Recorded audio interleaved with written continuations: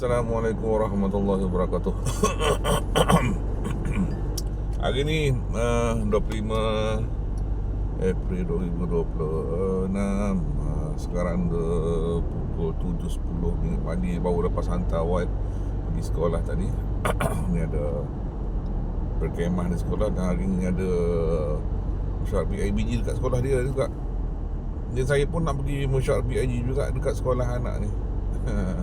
Sebelum tu kena pergi office dulu, hantar barang Dex semalam. Saya takut tak sempat sebab kena hantar sebelum pukul 12 tengah hari. Meeting habis pukul 12 tengah katanya. Kita sempat pula. Hari pagi ni saya belum pergi ke meeting di tu apa, SMK Taman Syah. Kita pergi hantar lah sekarang.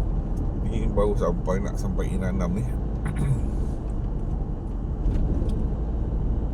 Pagi ni dia dah 28 darjah dah. Tadi 27. 27. Ya 27 pagi tadi dah 28 darjah dah. Matahari dah naik tinggi dah. Tu nampak langit biru dah. Ui. Lepas tengah hari ni lagi panas. Patut nak kerja hari ni. Aduh, pada ni ada meeting, pasal pergi meeting dah. Rasanya ni meeting last begini. Majlis apa tu, mesyuarat agung tahunan ni. Dia ada orang pilih lah, yang baru pula AJK. Hanya tak nak lah sibuk sebab kita sibuk kerja, tak ada pun nak bagi komitmen lah kan. Kadang-kadang buat meeting hari persekolahan, kita mana sempat. Lepas tu hari buat meeting hari kalau buat ni pun, kalau hari Minggu pun kita kerja. Kadang-kadang hari pun kerja, Ahad je tak kerja. Kadang-kadang Ahad pun kerja. Hari tu tengoklah kita masalahnya. Kita komen kerja, ya. Kerja masuk, tak kerja kering. Ini pun sekarang ni slow, terpaksa lah. Apa tu, barang tak banyak sangat, jadi terpaksa kerja lebih lah.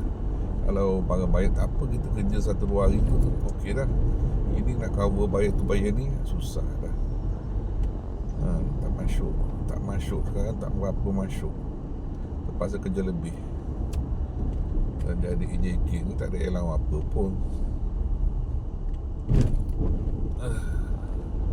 Tak ada masuk, susah lah kan. Orang kata suka rela apalah untuk masalahnya. Itulah, orang tak faham. Kalau kau nak bayar, tolong bayar aku punya bil, aku punya ni, pemanjangan anak, tak apa. Kan, kita bukan kerja ni tu kan, lain orang lari rezeki dia. Oh, dah sampai ni. Dulu roundabout sini, sekarang jadi traffic light ya. Tukar dah, buat traffic light lain sudah sini. Hari ni tak ni lah, tak sibuk, tak jam. Alhamdulillah. Hari Sabtu habis tak ada sangat clear. Kalau Ahad lagi lah clear je jalan.